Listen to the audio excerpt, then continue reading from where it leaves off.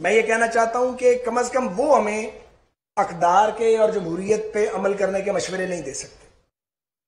مزید مجھے یہ کہنا ہے کہ اگر آج مجھے نہیں پتا بھی کیا ہوگا، آبویسلی یہ تو تھوڑی دیر بعد پتہ چلے گا، لیکن اگر پی ٹی آئی کے ووٹ کم ہوئے تو اس کی وجہ یہ ہوگی کہ آپ ہر بار اجنبی کو اپنا امیدوار بناتے ہیں.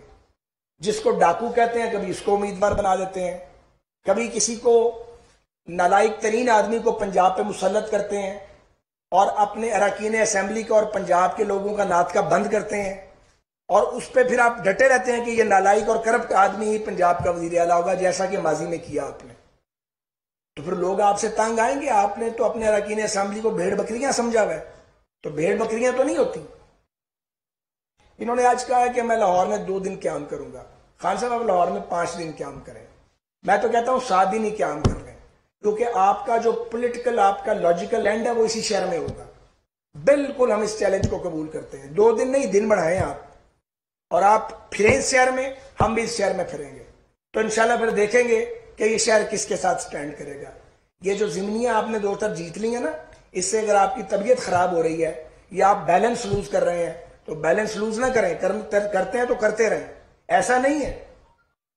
یہ جو جس طریقے سے آپ جیتے ہیں یہ جیت ہمیں معلوم ہے کہ ہم لارجر پاکستان کے انٹرسٹ میں یہ ڈیفالٹ نہ کر جائے. جسے آپ ڈیفالٹ کروا گئے تھے اس کو بچاتے رہ گئے. ہم نے آپ کا بوجھ اپنے سر پہ اٹھایا، اس لیے کہ اگر بوجھ ہم نہ اٹھاتے تو کون اٹھاتا. ماضی میں بھی ہم پاکستان جب مشکل میں رہا وہ بوجھ اٹھاتے رہے ہیں، مگر اس بار گناہ آپ کے تھے اور ان گناہوں کی سزا بھی آپ کو ملنی چاہیے تھی. تو سزا آپ کو ملے گی، کچھ عرصے بعد مل جائے گی. یہ نہیں ہے کہ لوگ جو ہیں وہ ان کو شعور نہیں ہے، اور یہ نہیں ہے کہ آپ سوشل میڈیا بریگیڈ بنا کے اور کروڑوں اربوں روپے کی انویسٹمنٹ کر کے اگر گمراہوں کا ایک گروہ پیدا کر لیں گے تو آپ سمجھیں گے یہ گمراہی جو ہے یہ طول کھینچ جائے گی. ایسا نہیں ہوگا. آپ کو برابر جواب ملے گا. آپ جیسی گندی زبان تو ہم استعمال نہیں کر سکتے، لیکن ہم زبان رکھتے ہیں، اور ہماری زبانیں آپ جیلوں میں ڈال کر بھی بند نہیں کر سکے، اور آئندہ بھی انشاءاللہ بند نہیں ہوگی. اور ہم آپ کی ہر بہروپ کو، ہر دھوکے کو ہم بے نقاب کریں گے، اور پاکستان کو ایک ایسے آدمی سے بچائیں گے جو اس ملک کو تباہ کرنے پر تلا ہوا ہے، جو چاہتا ہے کہ چیف جسٹس بھی اس کے ہوں، چیف آف آرمی سٹاف بھی اس کا ہو، صدر اور وزیر اعظم بھی اس کے ہوں، اور سارا ایوان اس کی مرضی سے چلے. عمران خان یہ نہیں ہوگا. زور لگا کے آپ دیکھ لیں یہ نہیں ہوگا انشاءاللہ تعالی. تو میں یہ سوال بھی آج پھر دہرانا چاہتا ہوں، اور اب روز دہرائیں گے ہم، کہ الیکشن کمیشن آف پاکستان بھی یہ بتائے کہ فارن فنڈنگ کیس کا فیصلہ کتنے سال بعد کرنا انہوں نے، اور اس میں کیا امر مانے ہیں، اور یہ پوری قوم اس کا جواب مانگتی ہے. اس کی گالیوں سے آپ لوگ ڈرے ہوئے ہیں. اس کو تو گالیوں کے سوا آتا ہی کچھ نہیں ہے. جتنے مرضی فیر ہو جائیں آپ اس کے ساتھ، یہ گالیاں ہی دے گا. اگر یہ شخص احسان یاد رکھنے والا ہوتا تو جب کے پی میں پہلی بار ان کی گورنمنٹ بنی تھی، میں یاد کرانا چاہتا ہوں 2013 میں ان کے پاس تو ووٹ ہی نہیں تھے. مجھے ڈینائی کرے نا اگر کوئی کر سکتا ہے. یہ سمپل میجورٹی نہیں رکھتے تھے. میجورٹی بنتی تھی وہاں پہ اگر ہم چاہتے پی ایم ایل این اور مولانا فضل الرحمان کی، ہم وہاں مخلوط حکومت آرام سے بنا سکتے تھے. مرکز میں ہماری حکومت بن گئی تھی. میں تاریخی بات کر رہا ہوں. تو میاں نواز شریف نے یہ فیصلہ کیا کہ نہیں، چونکہ single largest party P T I ہے تو جمہوری رویہ یہ ہے کہ ہم ان کو موقع دیں اور اپنی حکومت نہ بنائیں. اور اس شخص نے کبھی اس کا لحاظ نہیں کیا اور ہر بار ڈسا جب اسے موقع ملا. تو یہ شخص تو بھروسے قابل ہی نہیں ہے. یہ شخص جو ہے اس کو چونکہ ابھی تک اس نے پتھر نہیں چاٹا. میں نے یہ کئی سال سے یہ بات کہہ رہا ہوں. ابھی پتھر چاٹے گا تو پھر واپس لوٹے گا سیاسی برادری کی طرف. اس نے پتھر نہیں چاٹا. خان صاحب آپ کے ساتھ تو ہوا ہی کچھ نہیں. آپ کو تو کسی نے چھو منتر بھی نہیں کہا. ہمارے تو آپ نے گلے ناپ دیے تھے اور ہمیں جیلوں میں اور پھانسی کی کوٹریوں میں ڈال دیا تھا. اور جب ہم آئے تو ہم نے تو آپ کی طرف وہ پیش قدمی نہیں کی کیونکہ وہ ہمارے ایجنڈے کا حصہ نہیں تھا. آپ ایسے ڈرے ہوئے تھے مجھے پکڑ لیں گے، جیل میں ڈال دیں گے، پتہ نہیں کیا کیا ہوگا میرے بارے میں. ہم تو سیاست کے میدان میں آپ کا مقابلہ کریں گے. ہم کسی اور میدان میں مقابلہ نہیں کرنا چاہتے. ہم تو عدالتوں میں بھی جانا نہیں چاہتے. لیکن جب آپ آئین توڑتے ہیں، جب آپ بلیٹنٹ وائلیشن کرتے ہیں، ہمیں مجبوراً جانا پڑتا ہے.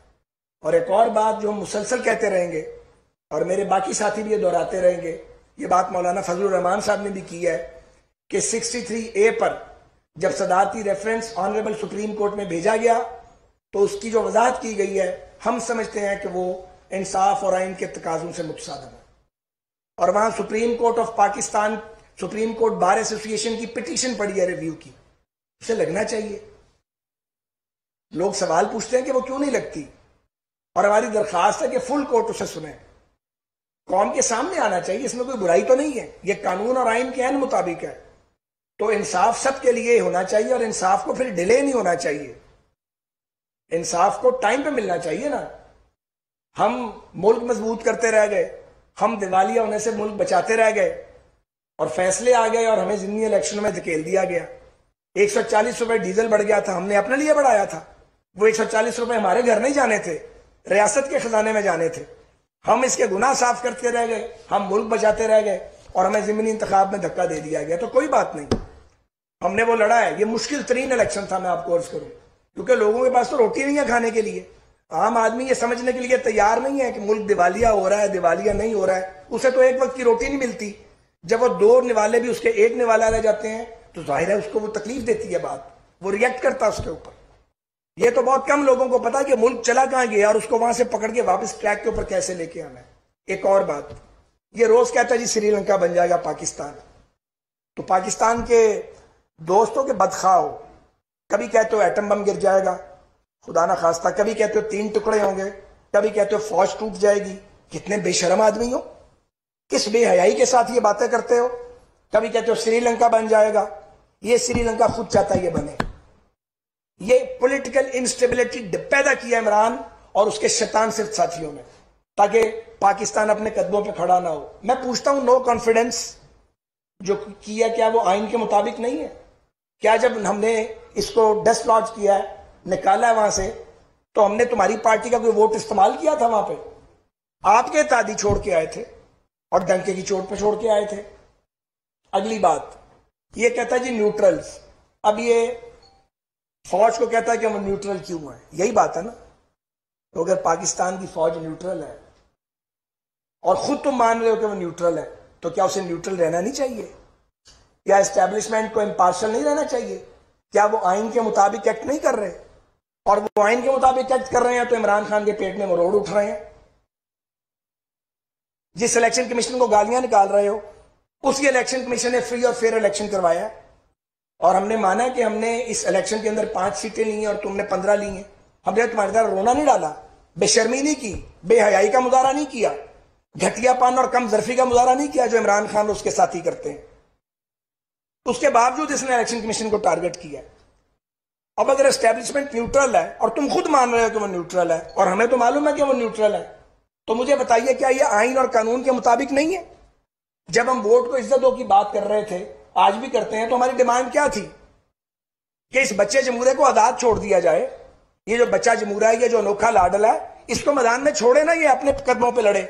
اس کی نیپیاں چینج نہ کی جائیں پرویز الہی صاحب کے الفاظ میں. یہ میں نہیں کہہ رہا، چودھری پرویز الہی صاحب نے کہا تھا، انہی کے الفاظ ہیں نا بھائی.